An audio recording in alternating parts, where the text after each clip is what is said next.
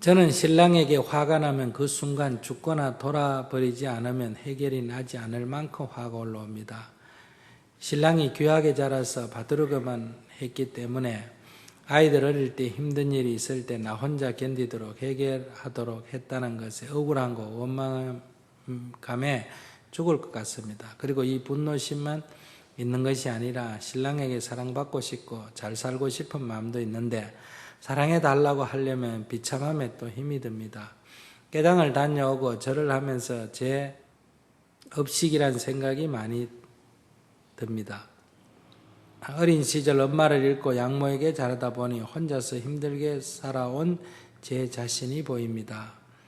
남편은 또 남편대로 기분 변동이 심하고 무서운 엄마 밑에서 자라다 보니 여자 가까이 하는 것을 싫어한다는 것이 머리로는 알겠는데 한 번씩 너무 심한 감정이 일어나 힘이 듭니다. 이랬어요.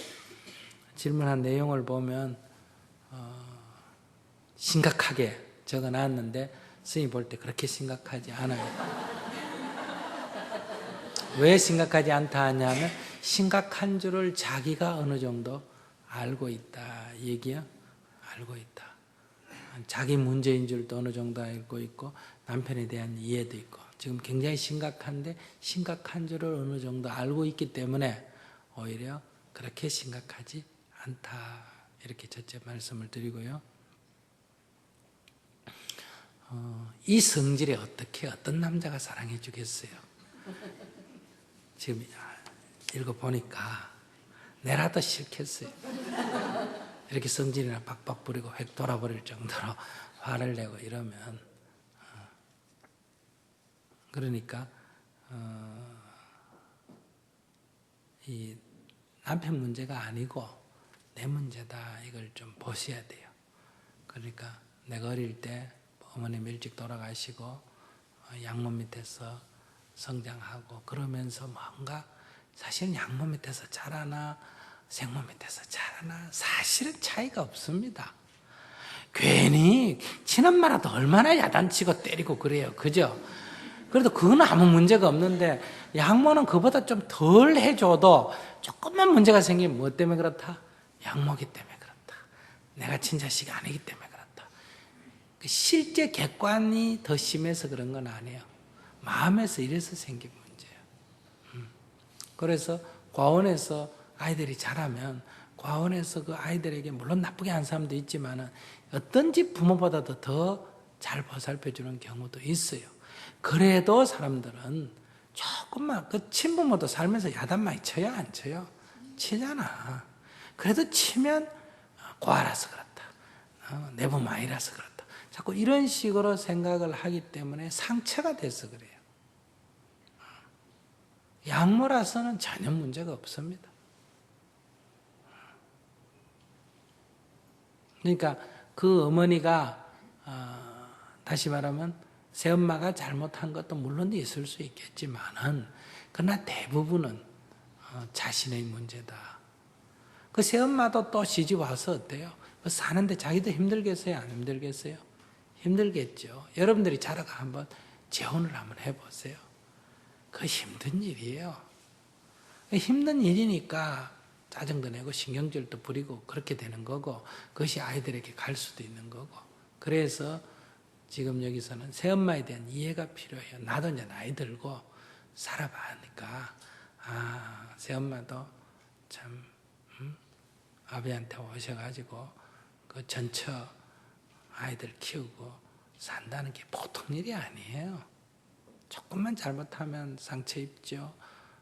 그래서 그런 새엄마를 이해하는 게 필요하다. 그 이해를 하는 게 뇌를 치료하는 길이에요. 내 상처를 어떻게 치료하느냐? 그 새엄마를 이해하고 새엄마에 대한 은혜를 생각할 줄 알면 내 아픈 상처가 치유가 된다 이 말이에요. 그 새엄마에 대한 어떤 한이 있고 거기에 대한 상처가 있으면 그건 지금의 내 상처가 계속 덧나고 치유가 안 된다. 그러면 그 새엄마하고의 상처만 있는 게 아니라 그것이 부부지간에도 나타나고 결국은 그것이 또 자녀에게 또 나타나게 된다. 그래서 과거가 나쁘니까 현재가 나쁘고 현재가 나쁘니까 미래가 나쁘다. 지금 수행 정진해서 과거를 좋게 생각해 버리면 어때요? 현재도 좋아지고 미래도 좋아진다. 그래서 수행하는 것은 삼생의 업을 닦는 거다. 삼생의 업을 닦는 거다. 그리고 첫째는 새엄마에 대해서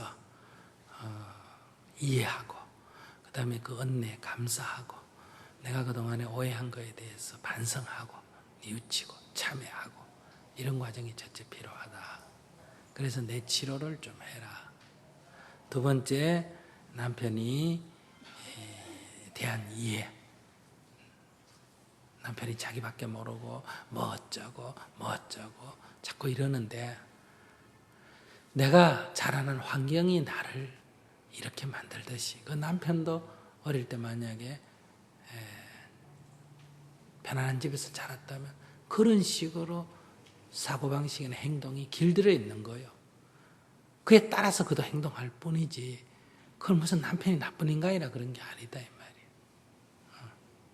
만약에 남편이 아내에게, 여자에게 상냥하고 이렇게 못했다면 그 남편이 그걸 하기 싫어서 안 하는 것도 아니고, 그 남편이 뭐 나쁜 인간이라 그런 것도 아니고, 그 어린 시절을 돌아보면 그렇게 못하는 그런 삶의 구조가 있다, 이런 얘기. 어떤 경우든 그 사람의 자라는 환경의 입장에서 다 살펴보면 그것이 나에게 좋든 나에게 나쁘든 그럴 만한 이유는 다 있습니다. 그리고 그 사람이 몰라서 그런 행동을 계속하는 경우도 있지만, 알고 고치려고 하는데도 어때요? 그게 잘 안 고쳐지는 경우도 있다. 그게 잘 안 고쳐지는 줄 아니까 옆에서 문제 제기하면, 예, 제가 고치려는데 안 고쳐집니다, 이런 말하면 귀여운데, 난 죽어도 이 식대로 살 거야, 또 꼭 말을 이렇게 하잖아, 그죠? 내가 고치려고 하는데 안 된다, 이런 말을 안 한단 말이에요. 그게 뭐가 문제야? 이런 식으로 나오니까 옆에 사람이 더 기분 나쁘단 말이에요. 그 사람은 그런 방어벽이 있다는 거야. 자기를. 근데 그렇게 말해도 속으로는 그러면 고칠 생각이 없냐? 그건 아니에요. 자기도 자기가 안 고쳐지니까 그냥 짜증이 나니까 말을 그렇게 정반대로 그냥 해질러 버린단 말이에요. 그럼 우리는 또 그 말 갖고 또 오해를 사고 또 감정을 상하고 이러지 않습니까?